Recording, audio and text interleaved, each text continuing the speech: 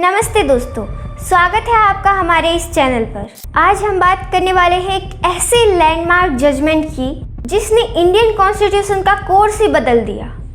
State of Madras versus Champakam Dorairajan 1951। ये case एक simple admission dispute लगता था, लेकिन एक्चुअली में ये बना इंडिया का पहला बड़ा constitutional clash fundamental rights and directive principle के बीच। और इसी केस की वजह से हुआ था फर्स्ट कॉन्स्टिट्यूशनल अमेंडमेंट एक्ट 1951। तो चलिए स्टेप बाय स्टेप समझते हैं इसका बैकग्राउंड, फैक्ट्स, जजमेंट और इसका लंबा इम्पैक्ट।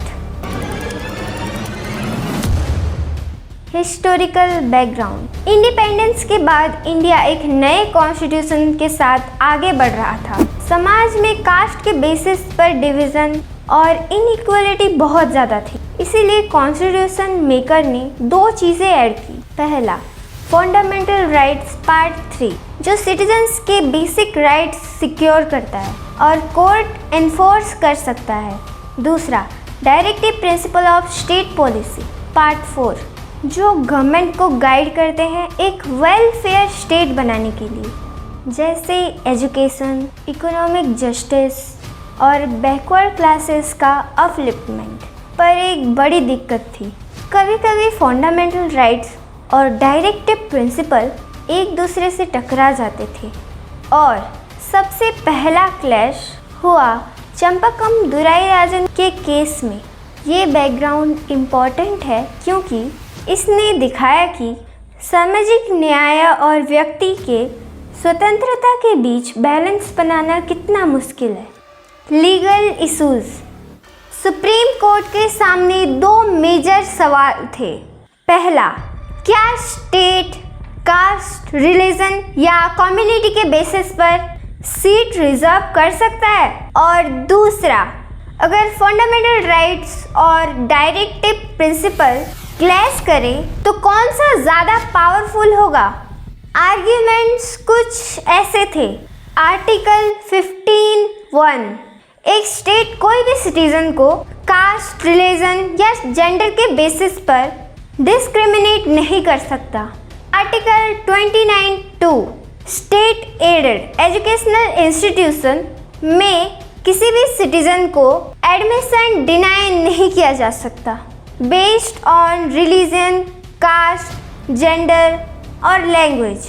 लेकिन आर्टिकल 46 डायरेक्टिव प्रिंसिपल स्टेट को बैकवर्ड क्लासेस और ST/SC के एजुकेशनल और इकोनॉमिक इंटरेस्ट प्रमोट करने हैं। तो सवाल ये था, क्या सोशल जस्टिस के नाम पर मेरिट सेक्रीफाइस किया जा सकता है?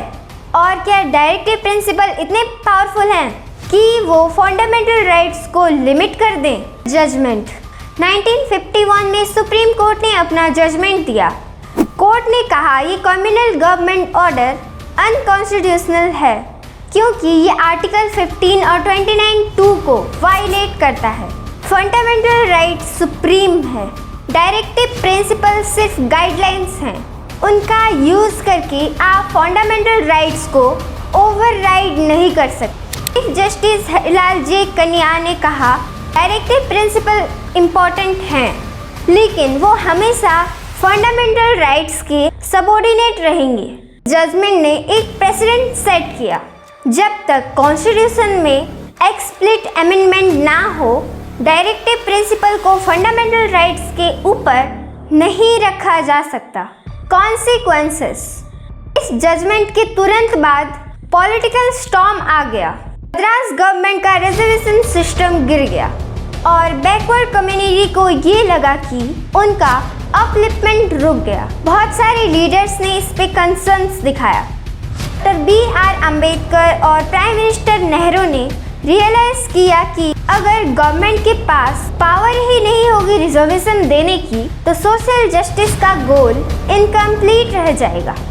इसकी वजह से डिसाइड किया गया कि कॉन्स्टिट्यूशन को अमेंड करना होगा। इसी रीजन के वजह से आया first constitutional amendment act. Article 15 में एक नया क्लॉज ऐड किया, क्लॉज 4 स्टेट को ये पावर है कि वो सोशली और एजुकेशनली बैकवर्ड क्लासेस और ST/SC के लिए स्पेशल प्रोविजन बना सके। मतलब अब कॉन्स्टिट्यूशन खुद अलाउ करता है रिजर्वेशन को। सुप्रीम कोर्ट ने बोला था रिजर्वेशन अनकॉन्स्टिट्यूशनल है।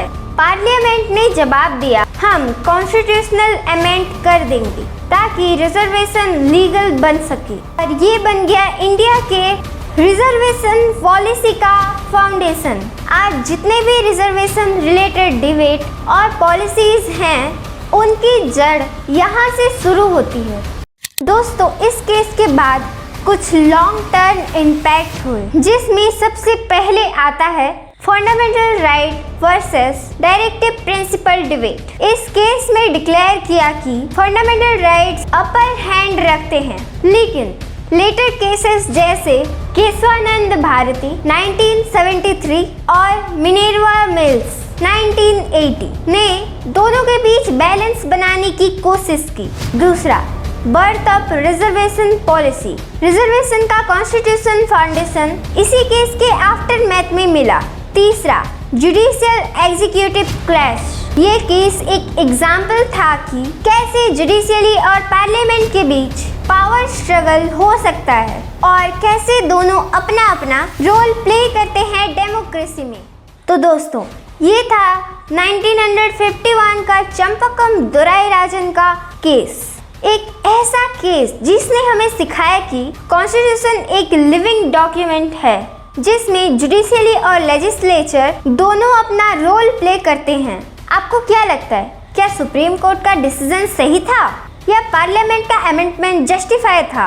अपने व्यूज नीचे कमेंट में ज़रूर शेयर कीजिए। और हाँ, ऐसे ही कॉन्स्टिट्यूशन लैंडमार्क केसेस के ब्रेकडाउन के लिए चैनल को सब्सक्राइब करना ना भूलें। धन्यवाद। जय हिंद।